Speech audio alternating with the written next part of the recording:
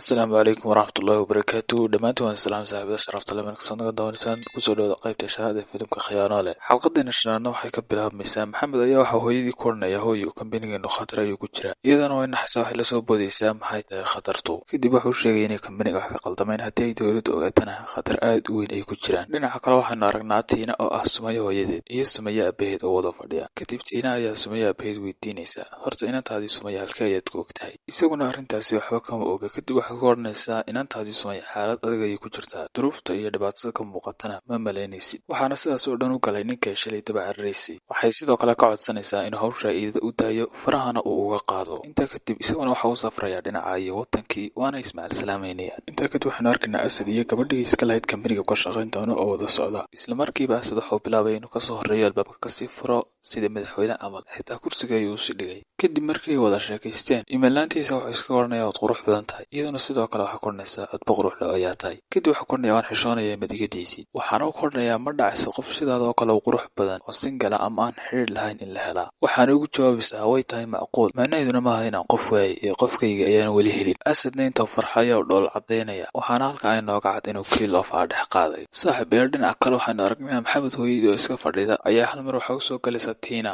markay sidaa u aragto waxay ku bilaabaysaa sanaan laakiin Tiina waxay usoo fadhiisanaysaa si jees badan ka muuqdo iyadoo weliba ku qoslaysa. kadib iyadana way yaabaysaa waxay ku odhanaysaa maxaad ku qoslaysaa. kadib waxay ugu jawaabaysaa ma waxaad haysataa inaanan ogin inaad adii wiilkaagu isxaal ogtihiin. wax kastoon ku yidhina uu ku sheegay. waxba haysata baalinile doonta aynu ka wada hadalno. kadib Maxamed hooyadii ayaa ugu jawaabaysaa waxba aniyo wiilkayga hanugu meeraysan ee waxaad haysayd u socoto miiska soo saar. kadib Tiina ayaa ugu jawaabaysaa 24 hours baan u qabtay wiilkaaga haddii aad jeceshahay sharcigiisana aad tan ka leedahay warqadii gabadhayda miiska soo saara. sidoo kale nasteexo oo joogtay meel aan ka fogeyn ayaa dhegta u dhigaysay hadalladoodii. markay sidaa Tiina guriga uga soo baxdayna intay ka daba timid ayay ku odhanaysaa boorsa daloshaad ka wada tahay gariimkana kaa dhacay haw. kadib Tiina ayaa ku odhanaysaa wax iga dhacay ma lahan ee duruuf badan baa kaa muuqatee adna dhulka kugu tuuray jaxjax iska mari. saaxiibeel waxaan qaclama odhan karo way dhaaftay stagekaynu ku naqaan. nasteexana intay iska xanaajiso ayaa waxay ku odhanaysaa wax kaa dhacay ma lahan maalinta baataad gurigayga soo gasho adoo xaragoonaya oo ballan in adoo gurguranaya ka baxda. intaa kadibna Maxamed waxa uu imanayaa Deeq waxaana uu ku odhanayaa arrintii ayaan hooyo u sheegay. deeqna arrinta aad buu uga xanaaqaya waxaana uu ku odhanayaa ma waxaad rabtaa in hooyo macaanka iyo dhiigkarku ay ku kacaan. kadib Maxamed waxa uu tegayaa walaashii nasteexo waxaana uu weydiinayaa siday u socoto arrintii uu diray. waxaana uu sheegaysaa inay isku daba dhacday halkii loo baahnaana ay marayso.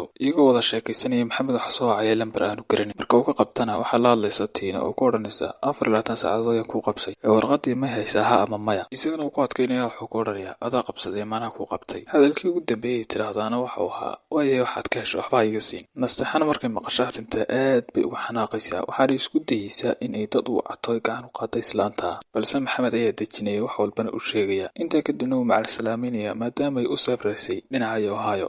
intaa kadib waxaynu arkaynaa Tiina u timid mid ka mid a shaqaalaha kambaniga Maxamed kaasi oo lagu magacaabo Cabdiraxmaan. iswaraysi kadib waxay weydiinaysaa Maxamed imise ku siiyaa mushaharkaaga. isagana wuu diidaya waxaana uu qoranayaa taasi waa barefad ee maxaad iila socotay maanta. kadib waxay koranaysaa anaa biil ka fiican ku haya maadaama aan ahay marwadii wasiirka. kadib waxa uu sheegaya inuu bishii qaato $3,000. kadib inta ay ku qosasho ayaa waxay koranaysaa maadigoo jooga iyo jimaalka leh waxbarashadaada iyo jaamacadaad ka soo baxdayna aan ogahay ee $3,000 ku shaqaysaa. waxay sidoo kale u sheegaysaa inay u hayso mushahar intaa ka badan iyo weliba lacagay hadda gacanta ka saari doonto. intaa kadib waa uu yaabaya waxaana ay ku odhanaysaa waxaa laga sheegay in kambaniga Maxamed uu dhiiqaliga kula jiro haddii aad arrintaas soo gaarsiiso waa ballan. kadib waxaa weydiinaya isnaanka ugu kalsoonaan karaa balse waxay tusinaysaa warqad ay ku saxeexan tahay lacag gaaraysa $25,000. kadib ninkii Cabdiraxmaan aad buu u farxaya waxaana sidoo kale usii raacinaysaa booska fiican oo ka lacag badanna anaa ku haya. waxaana isku afgaranaya inuu ku soo diro dhammaan waxyaabihii ka qaldanaa iyo informationka kambaniga. intaa kadib waxaan aragnaa Tiina iyo wiilkeeda Kulmiye oo wada fadhiya. ogow Kulmiye waa midkii bilowgii filimka Maxamed iyo ayaan ka iibinayay fadhiga iyo alaabta guriga balse markaa ismay garanayn. waxay sidoo kale u sheegaysaa halka ugu baxay iyo sida ugu baxay magaca Kulmiye. intaa kadib Sumaya adeeganaysa waxay si kadis u maqlaysaa codka Maxamed waxaana ay ku odhanaysaa murayd haatan ka arkay inaad daba socoto